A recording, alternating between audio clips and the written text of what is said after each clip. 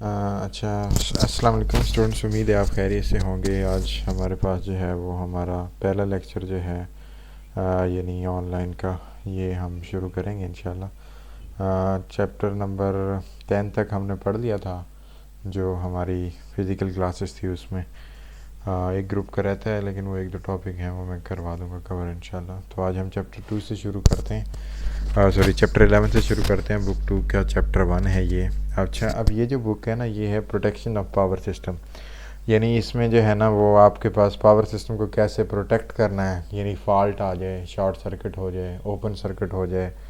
اچھا، یہ تو آپ کو پتہ ہے۔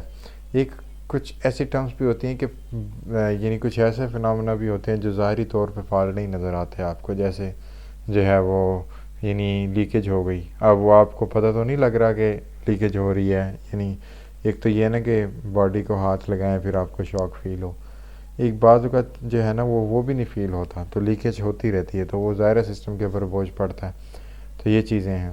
اور باقی ٹرانزینٹس پہ میں نے پہلے بھی بتایا کہ یعنی ضروری نہیں ہے کہ اوور وولٹیج ہوں تو مشین خراب ہو جائے، تو زیادہ سے زیادہ یعنی اس کی لائف میں بھی کم ہوتی جاتی ہے، جتنا ریٹڈ کیپیسٹی سے ہم ہٹتے جاتے ہیں اتنا اس کی لائف کم ہوتی جاتی ہے۔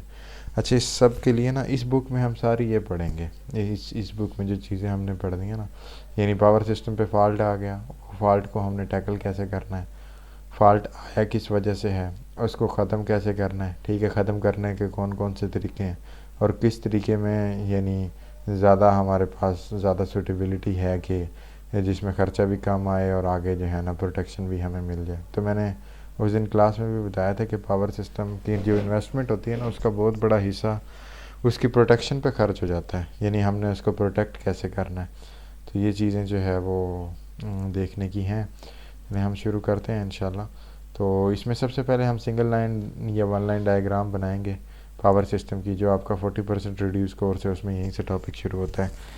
تو سنگل لائن یا ون لائن ڈائیگرام کیا ہوتی ہے؟ دیکھیں، پاور سسٹم میں ہمارے پاس مختلف جنریشن، ٹرانسمیشن اور ڈسٹریبیوشن جو ہے نا وہ ہو رہی ہوتی ہے۔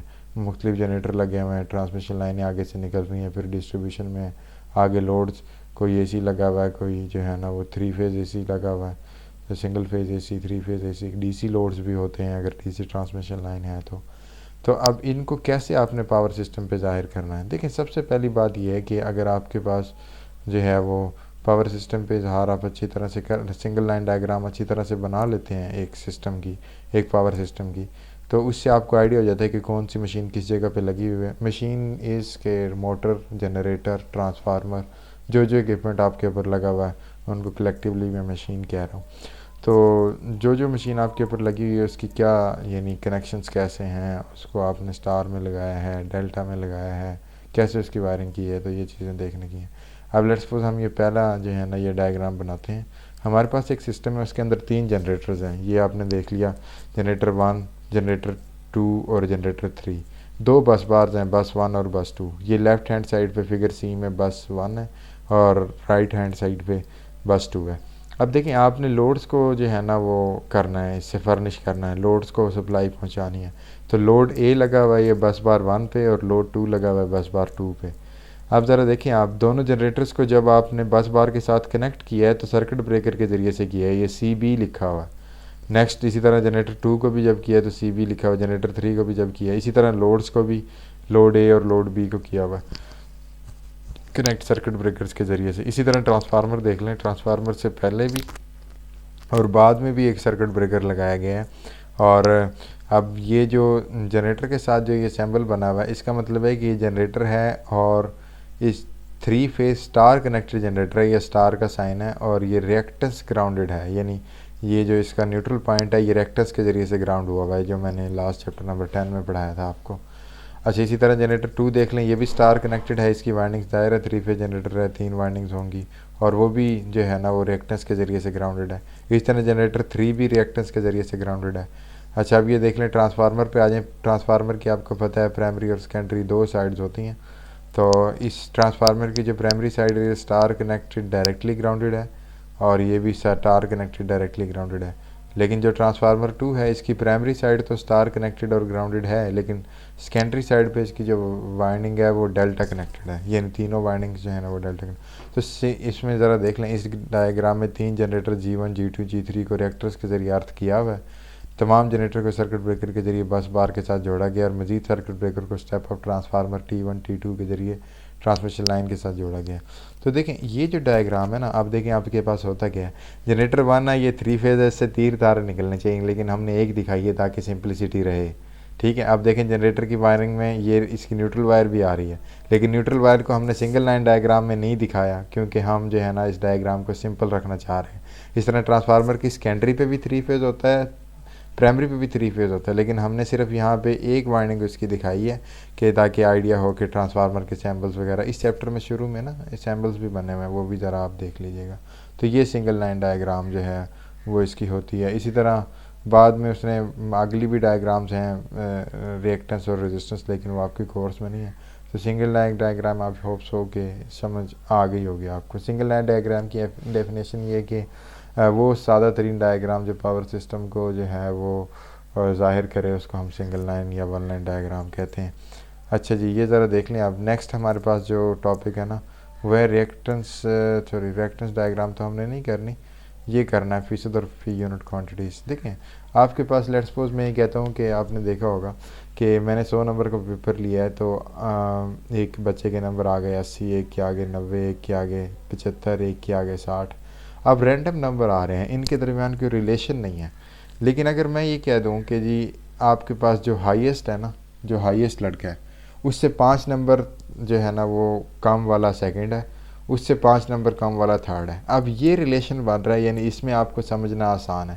اسی طرح سے جب پاور سسٹم ہوتا ہے نا تو وہاں پہ اس میں مختلف اکوپمنٹ لگے ہوئے ہیں، جیسے جنریٹر، ٹرانسفارمر، اور آپ کے پاس جو ہے وہ اس کی ریئیکٹنسز ہوتی ہیں، اور اس طرح ٹرانسمیشن لائن کے پیرامیٹر ہوتے ہیں۔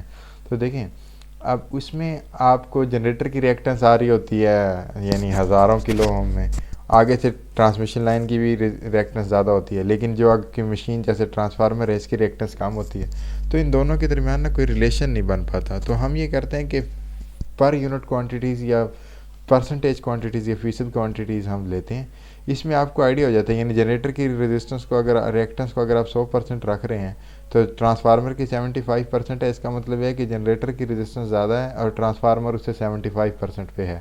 جیسے میں نے ابھی آپ کو بتایا نا کہ پہلے والے لڑکے سے 5 نمبر کم سیکنڈ والا لڑکا ہے، تو اس طرح سے آپ کو پاور سسٹم کے اکوپمنٹ میں پتہ چلتا ہے کہ کون سا جو ہے وہ کس طرح سے جو ہے وہ چل رہا ہے فی یونٹ کوانٹٹیز اور فیصد کوانٹٹیز میں۔ اچھا یہ باتیں ہو گئی ساری۔ اب دیکھیں فی یونٹ نکالتے کیسے ہیں۔ لیٹ سپوز آپ کے پاس ایک جو ہے وہ کسی بھی سسٹم کی ایکچوئل ویلیو ہے، آپ کہتے ہیں جی وولٹیج کی اصل ویلیو 225 ہے، آپ اپنی مرضی سے بیس ویلیو سلیکٹ کریں 300، تو پر یونٹ ویلیو کیسے نکلے گی؟ ایکچوئل ویلیو اوور بیس ویلیو، یہ اس کی پر یونٹ ویلیو نکل آئے گی بس۔ اور پر یونٹ نکالنے کا یہ فائدے آگے آ جائیں گے، لیکن سب سے بڑا فائدہ یہ ہوتا ہے کہ آپ کو پتہ چلتا ہے 0.75 کا مطلب ہے کہ جو بیس ویلیو آپ نے سلیکٹ کی تھی نا اس کے 7.75 جو ہے نا آپ کے گیون سسٹم کی ویلیو ہے۔ بیس ویلیو اپنے اپنی مرضی سے رکھنی ہے۔ اچھا اگر فیصد معلوم کرنا ہو تو یہ جو پر یونٹ ویلیو نکلی ہے اس کو 100 سے ملٹیپلائی کریں تو 75% کی اس کی فیصد ویلیو آ جائے گی۔ تو میں نے آپ کو یہ بتایا کہ پر یونٹ ویلیو نکالنی ہے تو ایکچوئل ویلیو اور بیس ویلیو سے ڈیوائڈ کر دینا، اور فیصد ویلیو نکالنی ہے تو پر یونٹ ویلیو کو 100 سے ملٹیپلائی کر دینا ہے، اس طرح سے نکل آتا ہے۔ لیکن دیکھیں میں پر یونٹ اور فیصد کوانٹٹیز میں دوبارہ بتا رہا ہوں، ان کو صرف اس وقت لیتے ہیں جب آپ کے پاس جو ہے وہ یعنی سسٹم میں جو ہے وہ ان کو ریلیشن شپ شو کرنا ہو کہ ریئیکٹنس اتنے پہ اور ریزسٹنس اتنے پہ۔ یہ آگے بیس کرنٹ، بیس امپیڈنس کے فارمولے اسی طرح سے بیس وولٹیج، بیس کرنٹ کو کر کے یہ نکالے ہیں، تو یہ آپ دیکھ لیجئے گا یہاں تک یہ بیس کرنٹ کے کیا فارمولے ہیں۔ یہ کرنٹ وہی ہے کہ KVA اوور 103 بیس انٹو وولٹیج۔ تو یہ چیزیں آپ جو ہے وہ وہاں سے دیکھ لیں گے تو آپ کو پتہ چل جائے گا۔